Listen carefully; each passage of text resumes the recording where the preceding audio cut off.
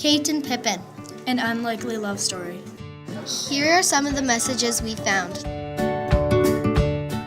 You can be different but still be friends. Kate the dog and Pippin the fawn became unlikely best friends. Friendship lasts forever.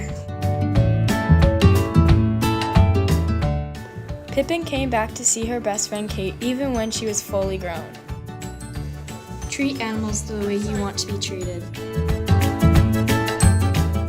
Pippin was abandoned and Kate and her owner took her home to take care of her.